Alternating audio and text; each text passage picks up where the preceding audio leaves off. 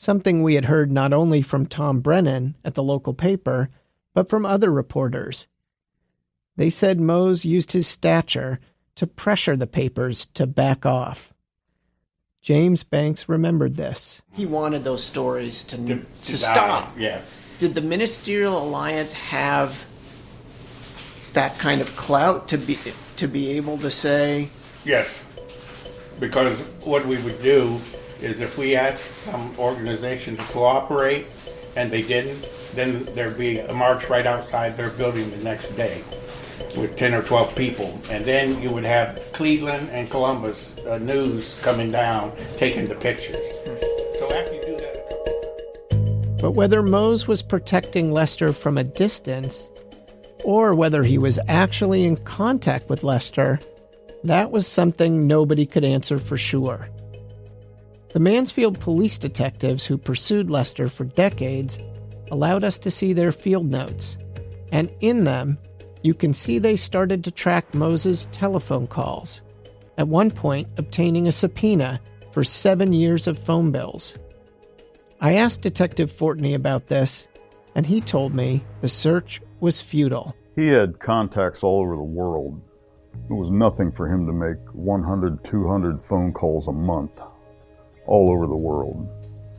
And it just made it tough to put a finger on one place, calling one place consistently,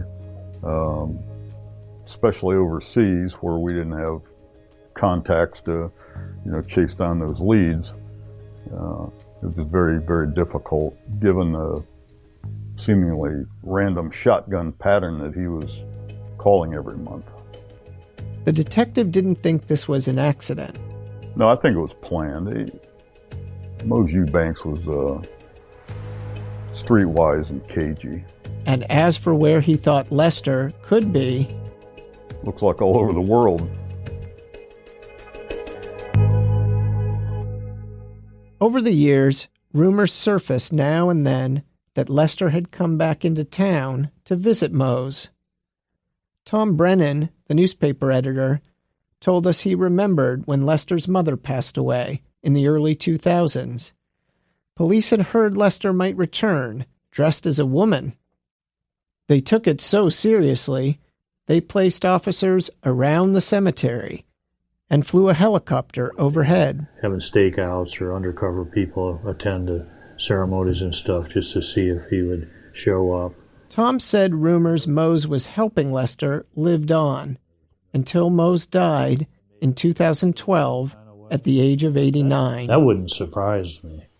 And I don't know the Eubanks family to know anybody else who may have or may not have played a role. I can't say that. Sure. But it wouldn't surprise me that Mose would have played a role in that.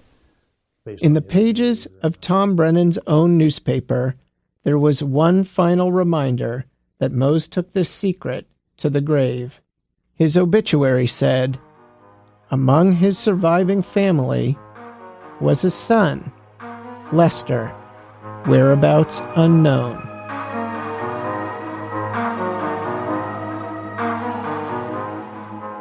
When Mose died, rumors surfaced again that Lester would be back in Mansfield, Ohio. But if he was, no one spotted him. Or did they? When we come back, the U.S. Marshals try to track down a woman who was at Mose's funeral.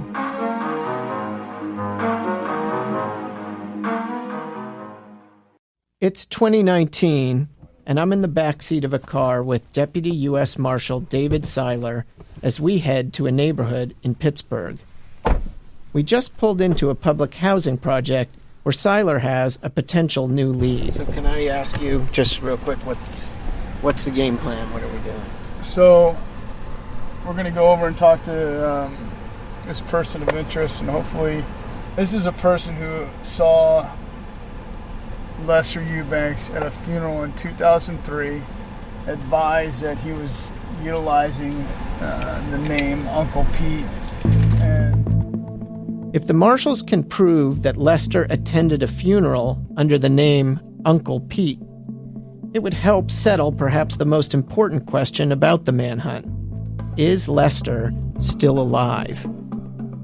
I asked Seiler about this numerous times. How does he know he's not hunting for a man who's already in the grave?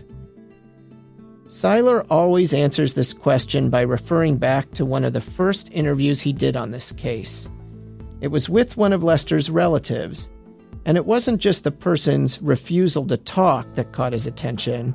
It was the taunt that came with it. And the person looked at us and said to me, "You don't know where he is, and you're never going to find him." With those words, that tells you, one, he's alive. Two, possibly he has contact with him. I recently asked Seiler to elaborate on this. Due to the large number of interviews that we've done, if he was dead, we would know. They would tell us. Someone would know that he died, he passed away unexpectedly. A number of cases that we've chased down, guys have been gone 30, 40 years. Once we talked to the right family member and walked up to him, they did, yeah, he died. He died here, and they explained it to us. After Mose died, suspicions continued to hound the Eubanks family. Seiler is careful not to leap to firm conclusions about members of Lester's family, but he says he's interested in them because of the contacts between Lester and his relatives leading up to the escape, and perhaps over the decades. I began reaching out to them a few months ago. I called and left a message for his sister, Diana Burrows. A few days later, she called back and left this message. Hi, this is Mrs. Burrows, and I received a call from you requesting an interview about an article that you're going to write about my brother, Lester. And I'm declining an interview, and I would prefer that you never call me again. Thank you.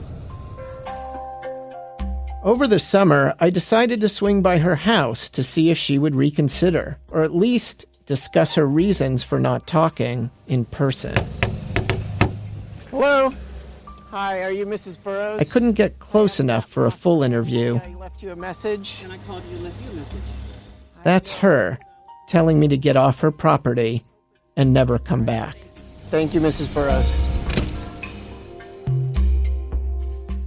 Later, I learned that someone I had already talked to, Mose's friend, the civil rights attorney James Banks, had also done some personal legal work for Mose's children.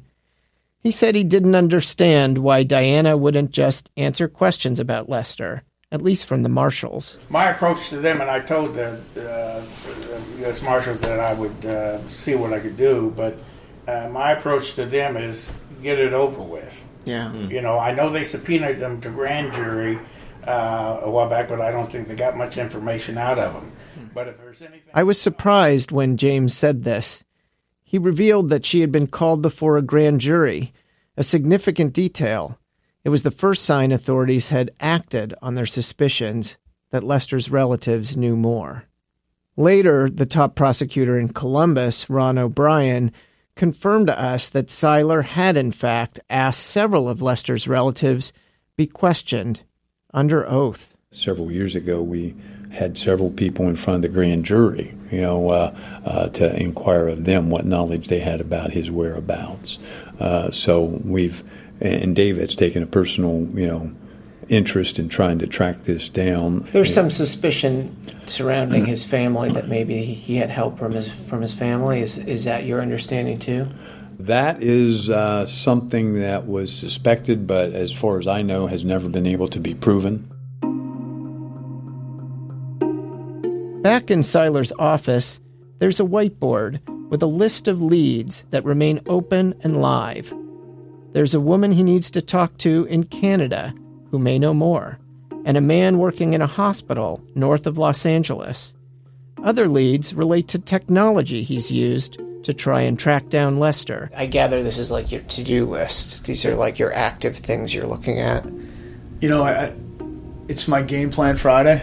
Every week I go through it's Game Plan Friday. Okay. And hopefully, that one lead that we send out all over the place, we're able to follow up quickly and get it either put to bed or at least give us an avenue to move further with. Yeah. A lot of times they just lead to other leads, which is extremely helpful.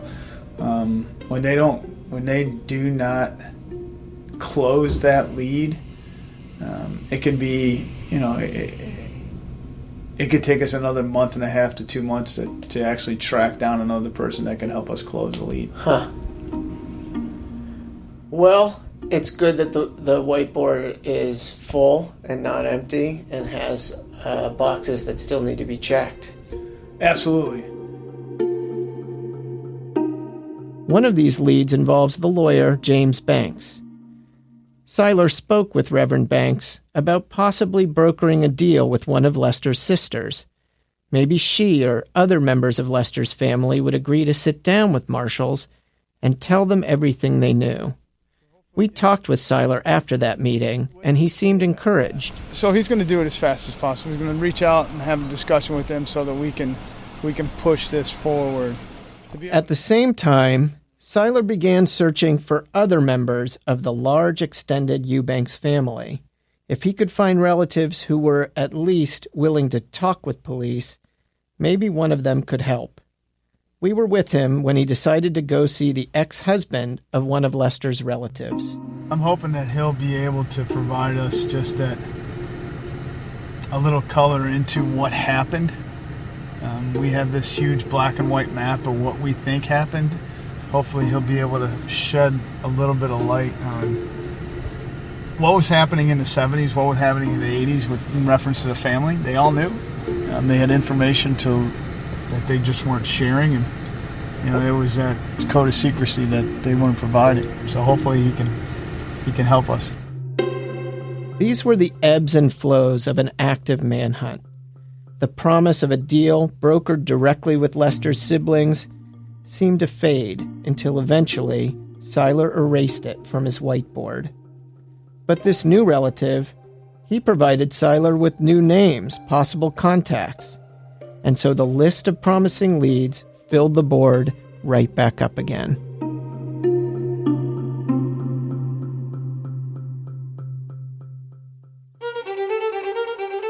Next time, Mose was gone, but there were other relatives that authorities were just starting to learn about. And the way that he always dealt with me was in a very calm manner, very controlled, very calm, very matter-of-fact, well-spoken.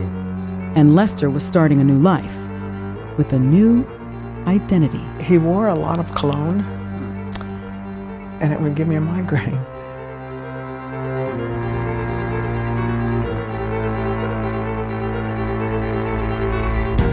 We've compiled photos of Lester Eubanks, including an age progression sketch showing what the U.S. Marshals believe he may look like today on abcnews.com/thisman. You can also find a lot of additional content on the case there, and we'll be updating the page as news warrants. If you have seen Lester Eubanks or have any information about his whereabouts, you can provide your tip directly to the U.S. Marshals at 1-866-4-WANTED. That's 1-866-492-6833. If you haven't already, subscribe to this podcast and give us a rating and a review. Have You Seen This Man is a production of the ABC News Investigative Unit and ABC Audio. Written and reported by Senior Investigative Producer Matthew Mosk. Additional reporting by producer Alex Hosenball and Associate Producer Jinsol Jung. Production by Susie Liu. Special thanks to Josh Cohan, Lauren Efron, and Stacia Deshishku. Cindy Galley is our Chief of Investigative Projects. Chris Vlasto is Senior Executive Producer. I'm Sunny Hostin.